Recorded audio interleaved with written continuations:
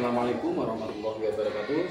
Saya Habibul Wahab, CGB Angkatan 9 Kabupaten Demak. Di sini saya ingin melakukan supervisi akademik terhadap rekan sejawat saya yang bernama Pak Han. Beliau mengajar di kelas 6. Nah, ini tahapan yang pertama. Sebelum saya melakukan supervisi akademik, saya melakukan observasi di mana saya akan melakukan tanya jawab, persiapan dan sebagainya. Untuk selebihnya saya akan langsung mempraktekkan pada Pak Han langsung. Terima kasih. Assalamualaikum Pak Han. Waalaikumsalam.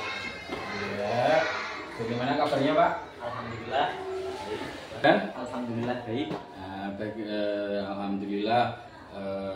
Mohon maaf ya Pak Han, kami mengganggu waktunya. Jadi seperti yang kita bicarakan kemarin Pak Han, bahwasanya saya akan melaksanakan supervisi akademik. Jadi supervisi akademik itu adalah seperangkat proses yang memberdayakan dan berupa pengembangan diri yang nantinya bisa meningkatkan performa mengajar Pak Han dan mencapai tujuan pembelajaran seperti itu. Jadi nanti pada tahapan supervisi akademik ini diantaranya ada 3 tahapan. Yang pertama yaitu pra-observasi, kemudian observasi, dan yang ketiga adalah pasca observasi. Itu kira-kira seperti itu untuk pelaksanaan supervisinya akademik. Nah, percakapan kita ini merupakan langkah pertama dari supervisi akademik Pak Han, namanya pra-observasi. Jadi kita bercakap-cakap, tujuannya untuk melihat sejauh mana kesiapan Pak Han nanti untuk pelaksanaan supervisi. Pak Han nanti mengajar, saya sebagai supervisor yang nantinya mengobservasi pembelajaran tersebut. Nah, seperti itu kira-kira menurut Pak Han. Setelah percakapan ini, apa yang diharapkan oleh Pak Han dari percakapan ini? Ya, yang saya harapkan dari percakapan ini tentunya karena ini pra observasi, jadi saya berharap menjadi lebih siap gitu, lebih paham dan lebih tahu apa yang harus saya persiapkan sehingga nanti pada saat pelaksanaan observasi menjadi lebih siap lah. Oke, jadi yang diharapkan dan menjadi tujuan pada percakapan ini oleh Pak Han itu adalah Pak Han semakin siap ya untuk pelaksanaan observasi, begitu. Benar Pak Han? Ya, jadi saya semakin siap untuk disupervisi. Nah, kira-kira kapan nih Pak ada waktu untuk saya melakukan observasi di kelas Pak Han? Untuk pembelajarannya insya Allah waktunya lusa. Oke, lusa ya Pak. Oke, Pak Han ngajar kelas 6 ya?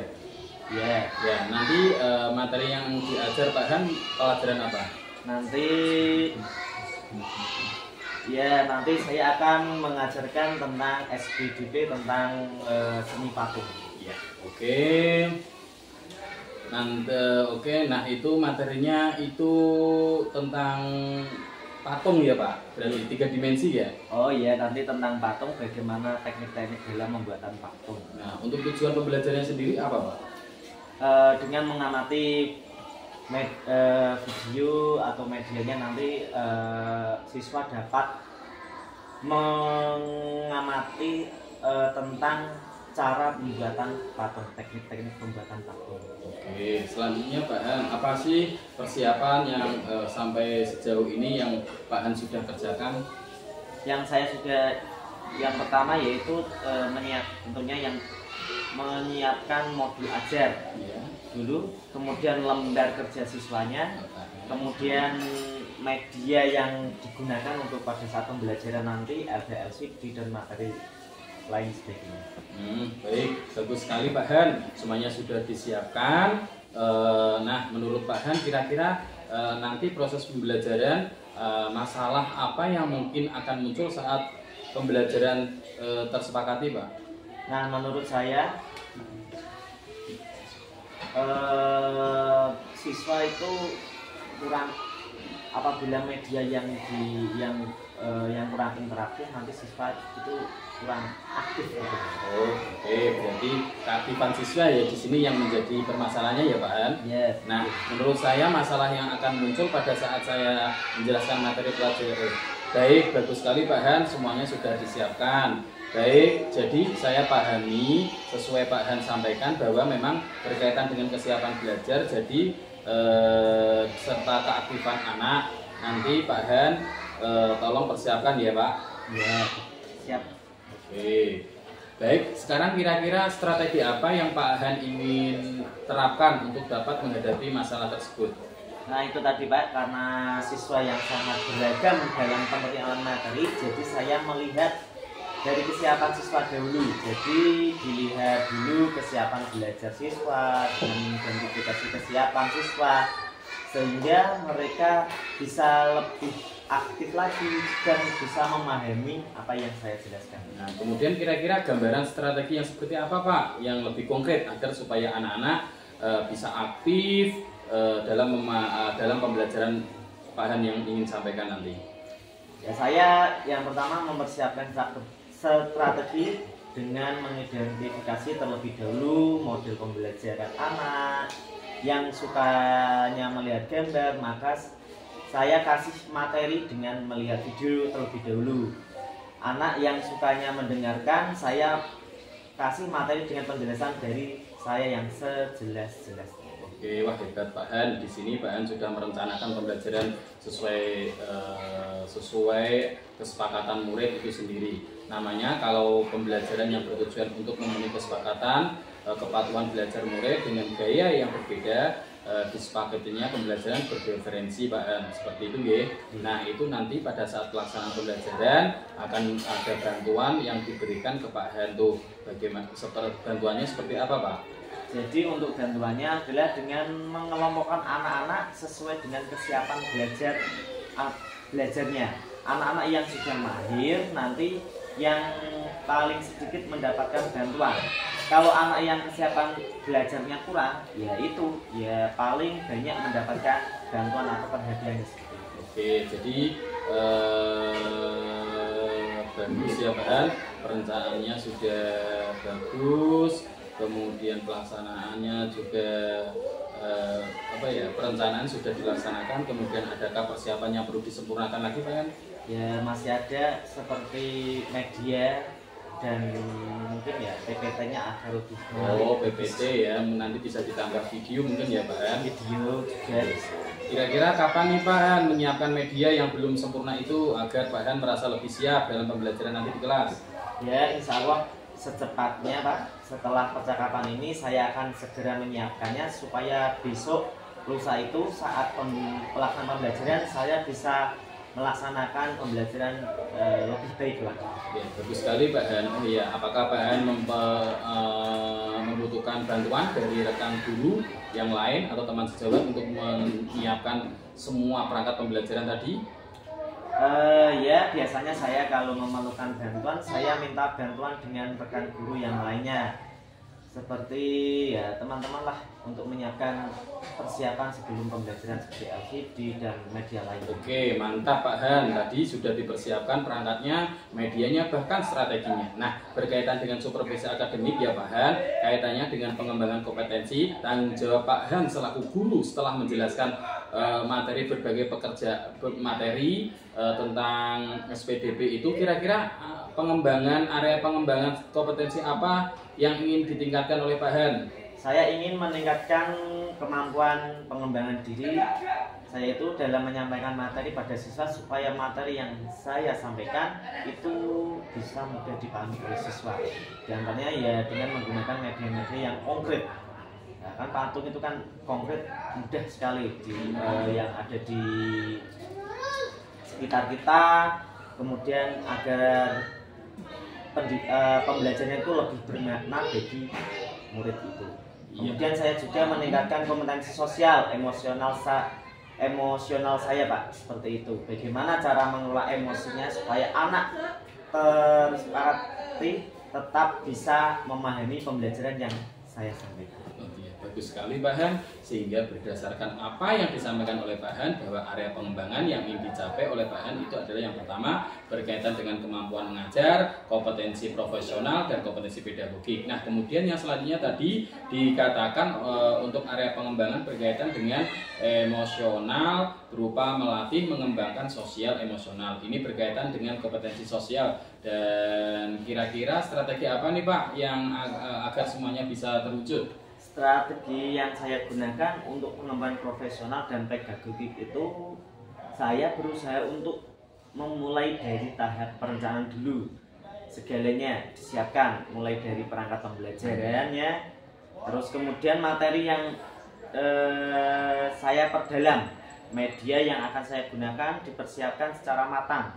Kemudian untuk pengembangan kompetensi pribadi, saya siapkan lembar kerja siswanya, sehingga siswa akan berlatih sesuai dengan kemampuan belajar masing-masing. Jadi bisa beragam. Oke, ya. Besok setelah pelaksanaan observasi Pak, pembelajaran, kita akan bertemu kembali, bercakap-cakap kembali ya Pak. Nah, berkaitan dengan refleksi apa yang telah dilaksanakan oleh Pak Han pada saat pembelajaran. Kemudian nantinya rencana pengembangan dan tidak lanjut ke depannya, begitu nggih. Apakah ada yang akan disampaikan Pak Han? Ya cukup, nanti saya minta masukan dari persiapan ini apabila masih ada kekurangan untuk pelaksanaan. Ya, kita berkolaborasi saja. Semoga nanti hasilnya maksimal dan saya yakin apa yang sudah direncanakan Pak Han sudah bagus sekali. Ya, terima kasih Pak. Ya, saya kira kalau memang tidak ada lagi yang ingin kita bicarakan menurut Pak Han sudah cukup. Kita akhiri saja untuk percakapan hari ini. Saya mengucapkan terima kasih atas waktunya. Kita bisa berbincang-bincang. Besok saya harapkan pelaksanaan pembelajaran dan pelaksanaan observasi bisa berjalan sesuai dengan yang kita rencanakan. Terima kasih sekali lagi. Assalamualaikum warahmatullahi wabarakatuh. Waalaikumsalam.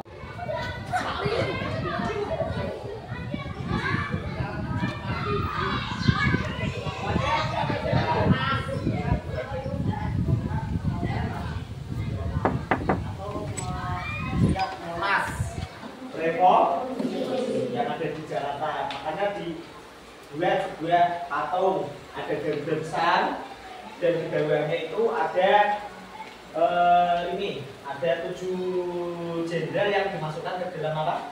Ke dalam sumur. Namanya sumur itu lubang buaya, bukan lubangnya itu ada buayanya ya bukan. Ya cuma sumur biasa, sumur tua, hanya 1 meter itu satu segini. Di mayat dari apa? Dari pahlawan revolusi dimasukkan dalam sini. Maka di situ terus dilihat. Kalau ini patung monumen juga. Kalau ini yaitu untuk Bapak Proklamator. Siapa Bapak Proklamator? Soekarno sama Pak. Ini ada lagi lah, ada yang pernah Tugu Dirgantara atau di Jakarta terkenalnya itu patung Pancoran. Padahal itu Tugu Dirgantara karena menunjuknya itu ke bandaranya. Namanya Tugu Pancoran. Itu di Jakarta adanya. Ada lagi banyak sekali ini biasanya di ini siapa? Siapa ini? Jenderal yang terkenal dengan namanya? Dengan strateginya apa? Perang? Yo. Gerilya itu bagaimana? Perang gerilya. Perang umpet-umpet.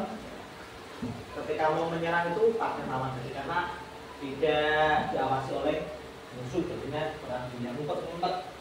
Ini contoh-contoh dari patung monumen, yaitu patung yang digunakan untuk menandakan sebuah kota, kota benak, mungkin sama Bandung, kota Kudus, yaitu ada lagi yang Jeporo itu ada kota ukir.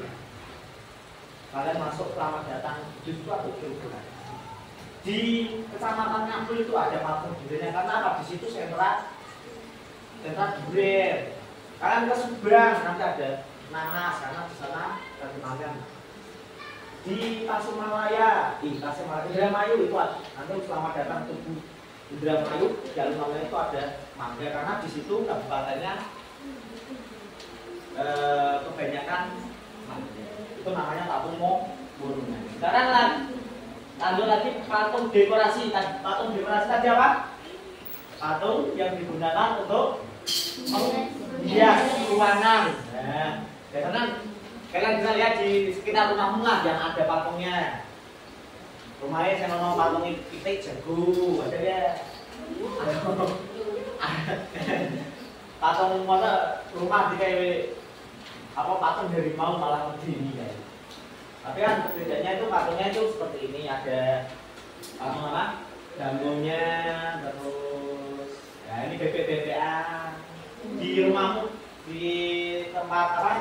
Ruang tamu itu ada seperti ini ya, oleh-oleh sama dari apa? Dari jalan-jalan terus beli ini. Nah, itu untuk apa? Untuk menghias sebuah patung dekoratif yang digunakan untuk menghias ruangan terutama atau depan rumah. Beda lagi nanti sama arsitektur ya. Kalau arsitektur apa? Sudah dilihat tadi. Arsitektur adalah patung yang digunakan untuk ngomong ayo. Patung yang digunakan untuk memperkuat sebuah bangunan atau konstruksi. Tadi seperti apa? Pilar yang dibuat ornamen-ornamen. Nah, ini.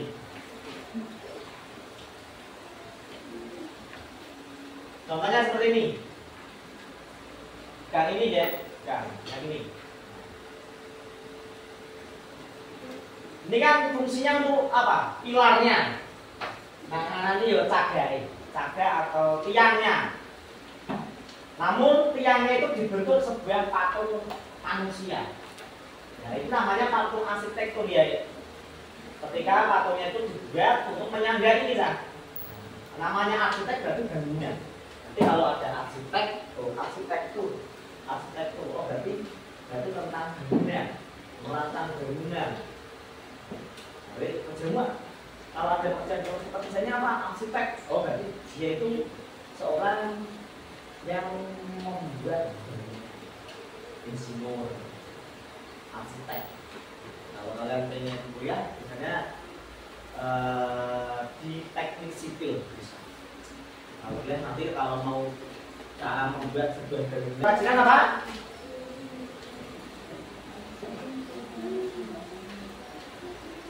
Patung yang intinya patung kerajinan itu patung yang bisa dijual. Kerajinan.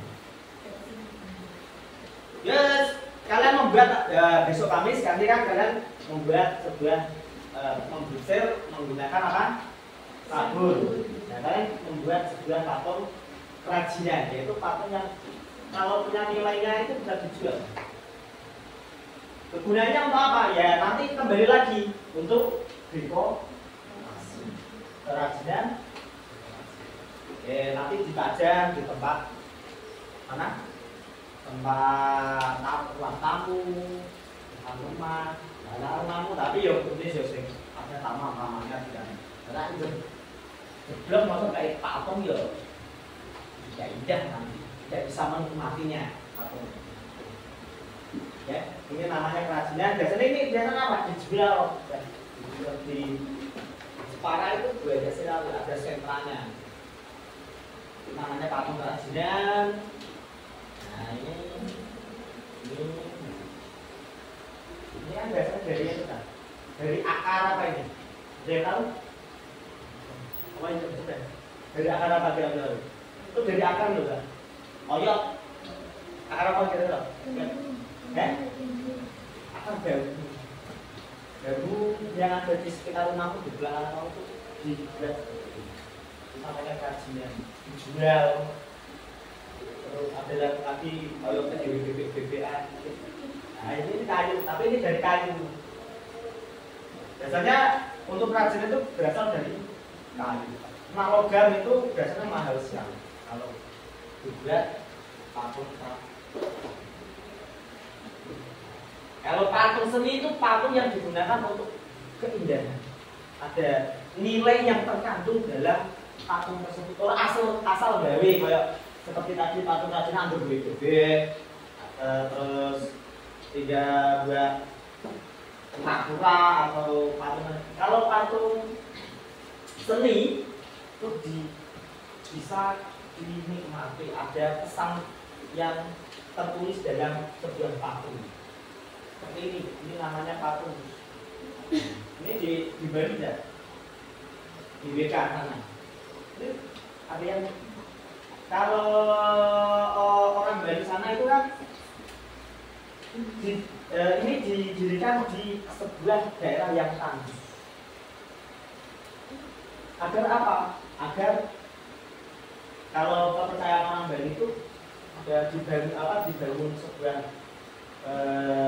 patung Wisnu ini untuk menjaga atau mempersubur wilayah yang ada di sekitar patung ini. Karena Dewa Wisnu kepercayaan orang Bali itu